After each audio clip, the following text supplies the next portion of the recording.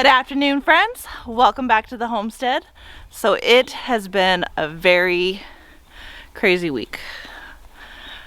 We have had a lot going on this whole week, and that's why I have not had a video out until now. So Tuesday, my father-in-law was admitted to the hospital. He hasn't been doing very well for the last couple weeks, and they finally figured out what was wrong with him, and so he was admitted to the hospital. So he has been gone in the hospital for now 3 days, and that means the homestead has been left to our oldest son, Junior. I have been down at the hospital with him. It's about an hour from our house, so it's a 2-hour trip. I have been spending most of my day down there talking with the doctors, the nurses, figuring out what's going on, making sure he's getting the best care that he should. My husband has been working, so he sleeps during the day, works all night. So we have had to entrust all of the morning and evening chores to Junior. That included opening up the barns in the morning because I was gone before we were able to open up and feed. Taking care of them during the day, making sure that they get their feed, and then again locking up at night. I have not been getting home until almost 9-10 o'clock at night, both nights. Tonight is the first night that I actually got home early enough and was able to come out and check on everything. And let's see how he's been doing by himself, taking care of the homestead. Animals are still alive. That's all we needed to do, is make sure everything was alive and everything had been fed. So that is check, he did it all. Now I need to do what I don't want him doing when there's nobody supervising him, and that is mess with the pigs. I showed him how to feed them. He also knows how to water them if their trough is in the right spot. And it looks like the girls have been throwing their trough around, which means they are out of water and they need fresh water. So I need to go ahead and tend to that, get them fresh water. And then Mr. Hagrid, I can hear him yelling back there, so he is probably out of water as well. So I'm gonna go ahead and handle both those right now while I still have some daylight left.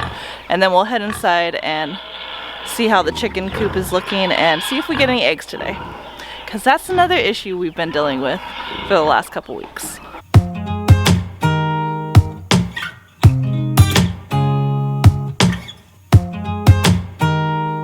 Alright, so that one is now cleaned out. Now I'm going to go check on Hagrid's and see what I need to do with his. Probably have to do the same thing. Pull it out, clean it, put it back in, and fill it up. Alright, pigs are now fed and watered. Next, let's head inside the chicken coop and let me show you what's going on inside there and what I've been battling with for the last week. And these last 3 days, me not being home at night, has just put us right back where we were a couple weeks ago. So let's head inside and I'll show you what's going on.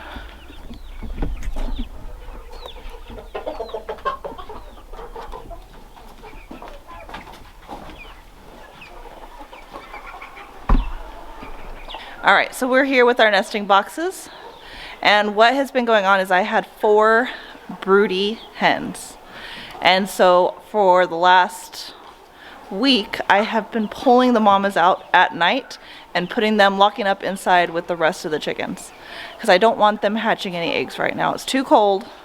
They don't need to be doing that, so I've been trying to break them of their broodiness, and because I haven't been home the last few nights to do this, they've gone right back in there. So I'm gonna have to redo this, plus no eggs were being picked up. So which means all these eggs have the potential of being fertile right now. Well, they're all fertile, but they have the potential of actually starting to produce a baby chick. So I'm gonna have to water bath all of these eggs to see if they are good or not. The bad ones that have already started developing into baby chicks, I will just give to the dogs. And the rest, hopefully there are some left for us, they'll go in the refrigerator. But because it's been so cold, my chickens have slowed down with laying eggs. So we have been lucky to get maybe 5 a day. Let's see what we got in there right now.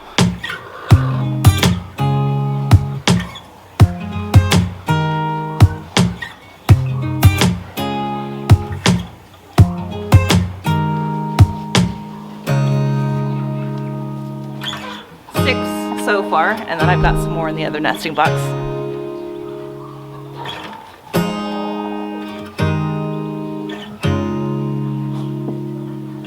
So I have got a total of 13 eggs, which is about right because I've been getting about 5 a day, and we have not been collecting for the last 3 nights. So I have to water all these to see if they are good or not.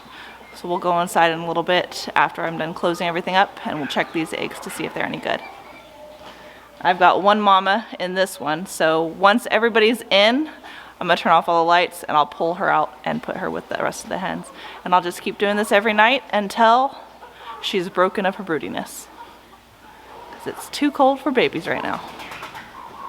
Alright, so the last thing that we have been noticing that has been an issue the last few nights is Quacker's here.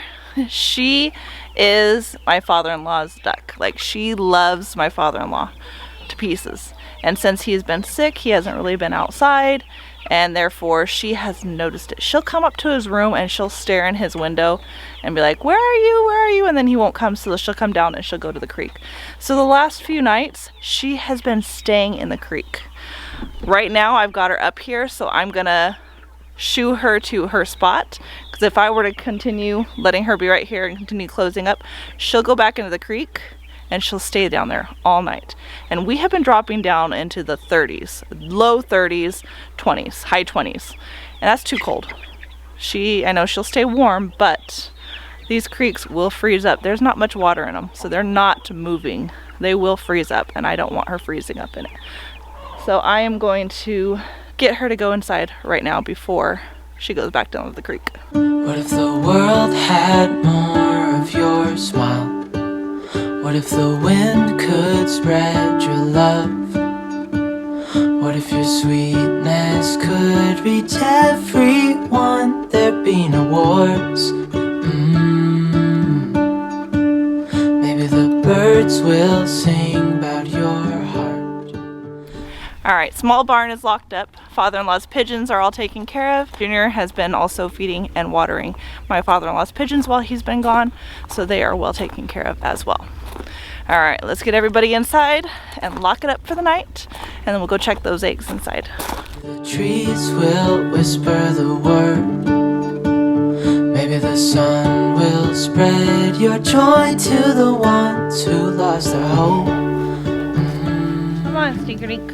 Alright, everybody is now locked up. I've got the eggs, and we are going to head inside and go ahead and water those real quick and see if they're any good. Hopefully they are, because we are out of eggs completely. If we want breakfast tomorrow, we need some eggs. So let's head inside. Alright friends, so we're in the kitchen and I've got my eggs that we pulled out today, and I've got a clear container with water. So I'm gonna go ahead and start dropping an egg in at a time. If the egg floats, it's bad. If it sinks, we're good. So I'm gonna go ahead and start checking all these eggs.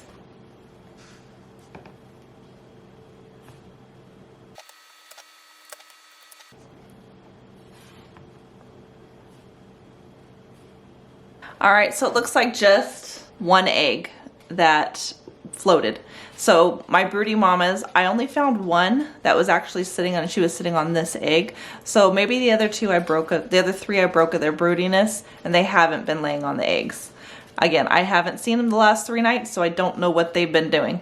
But that one was definitely sitting on this egg, and it is floating. So that means this one has already started to develop into a baby chick.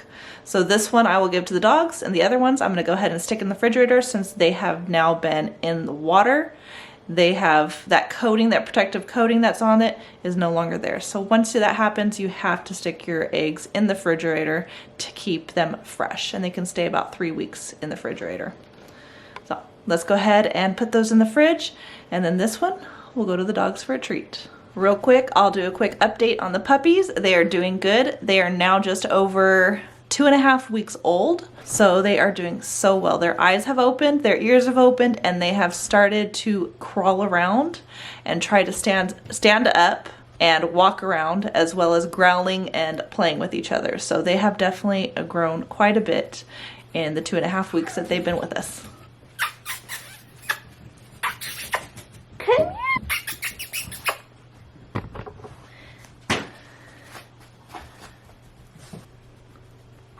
we're thinking this one's gonna be peanut butter because she looks like peanut butter.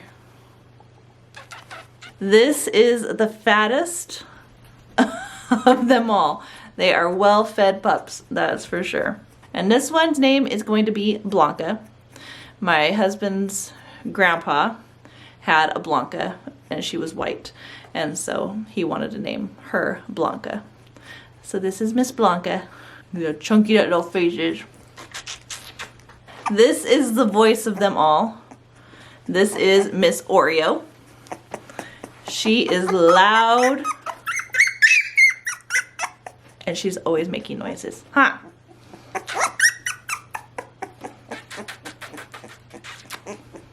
But she's so cute. And she's fat too.